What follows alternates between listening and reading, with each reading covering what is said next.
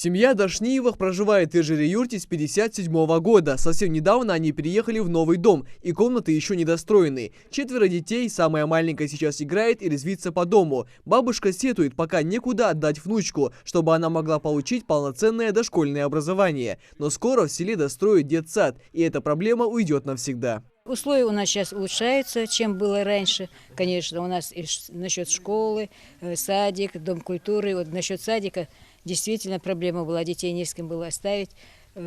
Очень даже довольны и президентом, и нашим председателем, который тоже старается для нас. Первый детский садик на 120 мест строят в рамках программы «Комплексное развитие сельских территорий». Стройка не стоит на месте даже в морозные дни. Рабочие уже возвели стены и сейчас заняты армированием бетонных перегородок. В двухэтажном здании с цокольным этажом будут созданы все самые современные условия для детей. В первую очередь это будет пищеблок.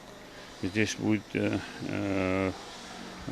где-то порядка 4 групп. В каждом секции будет игровые комнаты, столовые для каждой группы. И вот то, что есть, занимаются дети, там, художественный руководитель, там, песни, танцы. Там.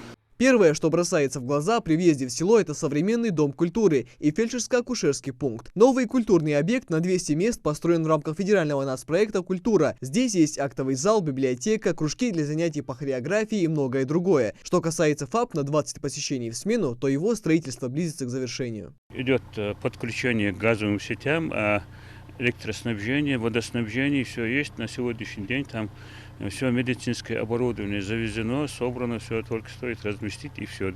На сегодняшний день вот жители этого села могут обращаться после Нового года сразу всех работников здравоохранения, которые у нас здесь работают, будут переведены сюда, будут принимать вот в новом здании.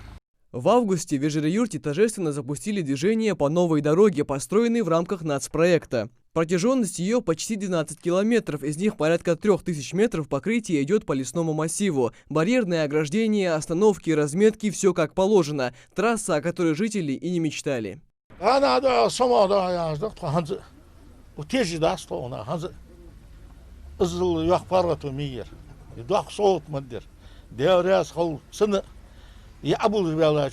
Старая дорога была построена еще пленными немцами во время войны. Здесь лежала каменная брусчатка, на некоторых участках просто земляное полотно. Отсутствие качественной дороги ощутимо усложняло жителям путь до административного центра, расположенных там важных социальных объектов и других сел района, а вызов скорой помощи занимал целую вечность.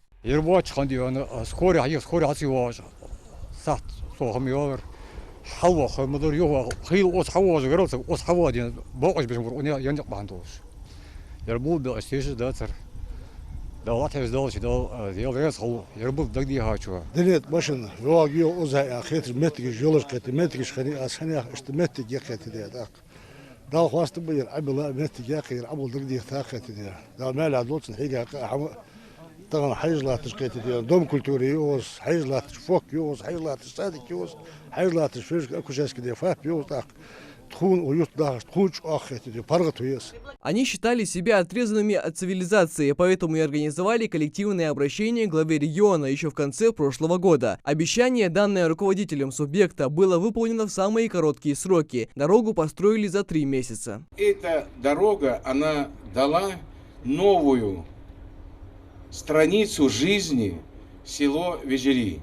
И я вам честно скажу, когда я первый раз ехал, мне это село настолько понравилось, и по дороге, вот сейчас вот когда из окна смотришь, там настолько красиво, пока даже едешь. А когда подъезжаешь к вам, это, наверное, одно из красивейших сел в Республике Ингушетия. Вежере-Юрт – село небольшое, и все находится в шаговой доступности. Одно из самых важных изменений – это реконструкция старой школы на 240 мест. Построенное еще в 90-х двухэтажное здание было в ветхом состоянии, и начался ремонт. Рабочие полностью заменили кровлю здания, отремонтировали полы, потолки, стены. Были установлены качественные окна и двери. Также обновили внешний вид школы, благоустроив современный фасад из композитных материалов.